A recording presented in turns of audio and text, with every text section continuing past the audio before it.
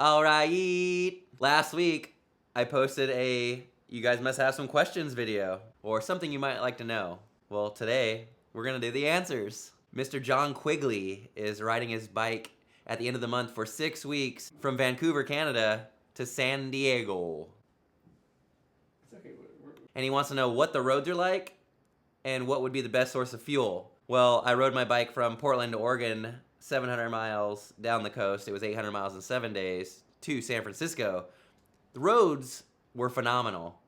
Very minimal potholes, super smooth, epic scenery. Fuel, even though I wasn't vegan, I pretty much ate the same thing as I would now.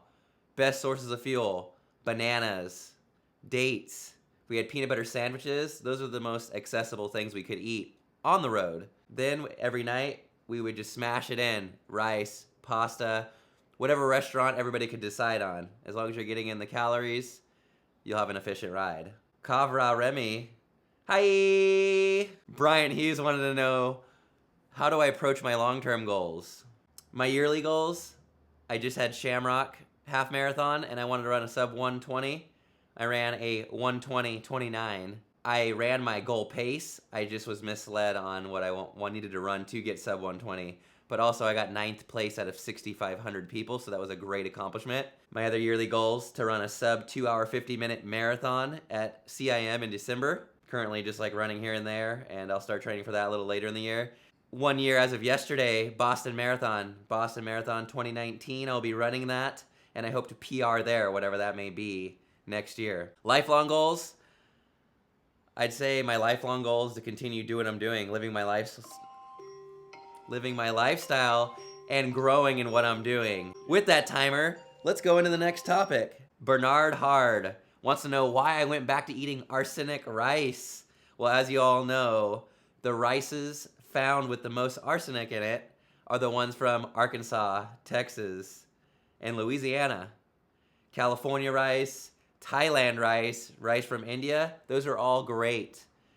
If you guys like, I'll post a link down to nutritionfacts.org down below, and you guys can check it out. Devin wants to know what my favorite hot sauce is. Well, most of you know it's Trader Joe's habanero hot sauce. I don't have any with me right now, but if I did, I'd guzzle a whole bottle just for you, Devin. Luckily, I'm not dying tonight. Mr. Jim wants to know if I will be attending Chiang Mai this year in June, and also, why did I get dropped from the South River ride? I will not be attending Chiang Mai this year. Last year was fantastic, and I met a lot of great people, and I did a lot of great things. I also missed out on a lot of work, and I'm just now finally recovering from that Chiang Mai trip. I want to do new and great things this year, and so I'm going to pass this year. But I do miss Thailand, and I wish I could go back, and I know I will in the future. But for this year, I'm going to focus on some other goals. As far as the river ride goes, yes, I do look really fit. And I might look fitter than those other guys on the river ride. But all those other guys are super race fit at the moment, and they're racing every weekend. I, on the other hand, go out and run here and there, but I'm working a lot, and I'm barely riding. So therefore, my threshold isn't as high as it should be right now. But I'm working my way into lasting longer in the river ride each week. Brian wants to know what motivates me athletically. He noticed that, yes, you've been running a lot more and not cycling as much. What's the reasoning for that? Well, Brian, adventure motivates me mainly. And since I haven't been able to do many adventure rides, I haven't gotten to go out on too many. I'm riding very minimally. I'm also running very minimally. Since I started as an athlete, my problems in life, whatever's happening, pushes me to go beyond what my mind and my body can mentally and physically take. Bretsky, brah, triathlon. Man, you and everybody else. Remy, do a triathlon. I don't know if I want to do a triathlon. I had put it on my list for this year, not as a goal, but as I should look into it. I don't know if I want to do a triathlon this year because I don't want to focus on swimming. That's something else that I have to worry about doing. And I just want to be able to exercise and stay somewhat fit. So I might do that in the coming years because I maybe would like to do an Ironman one day, but that's not on my plate right now. I want to have fun. Is life too short to live in a cold climate? Even if life was a million years long for me, I like living in a warm climate. Always a warm climate. My body thrives in a warm to hot climate. Cold climate's not the way for me. Jeremy wants to know, how do I balance work and training? and life. Life balance is the hardest thing, and honestly, I don't have it down. Otherwise, I'd be further than I am right now. But it's an endless balance. So even if you think you got it at some points, you don't have it the next day. Life balance is an endless battle, and you just got to take it day by day. Back to Bernard. Bernard didn't want to know why I only ate arsenic rice, but he wanted to know if I've ever considered going fully raw or fruitarian. For Veganuary, when I first went plant-based, I tried to go fully raw for January. It's really hard. I don't know how successful athletes are fully raw or fruitarian.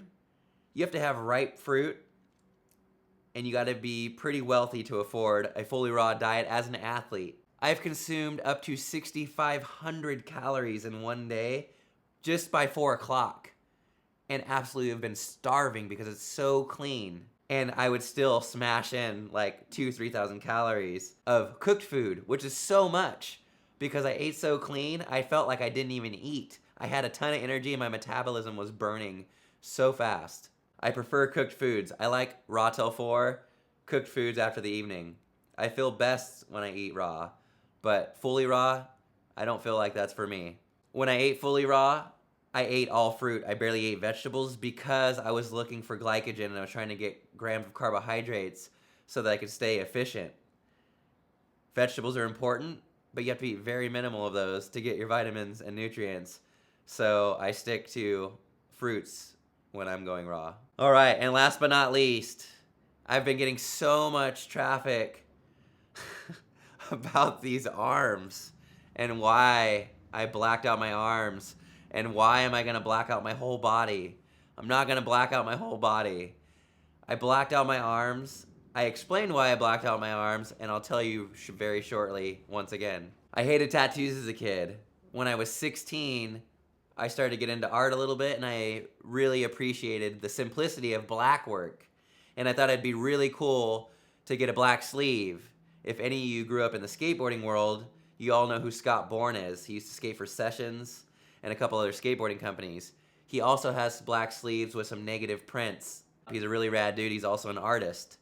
I thought it'd be really cool. So when I was 18, I went into a tattoo shop and I asked for a black sleeve. I was told to F off. We're not doing that. You know how much ink that is? Get the hell out of here. I was 18 and insecure, and I was afraid to ask another tattoo artist to do that again. I got my oldest daughter, Torrance's name, in a banner on the inside of my left arm, and then I got a lot of other passionate things on both arms filling up both of my sleeves. When I got into my 30s, I had a good experience of what it felt to get what you want in life, and I knew it felt really good. After Josh did negative black Japanese clouds on my leg, I asked him to black out my sleeves. He first asked why, because it was becoming a trend. I told him the story. He said, hell yeah, let's do it. So last year I blacked out my left arm. This year I blacked out my right arm. That's why I blacked out my arms. I've been waiting 16 years to get my arms blacked out, and it feels pretty damn good. So thank you all for watching, and I hope you have a great night.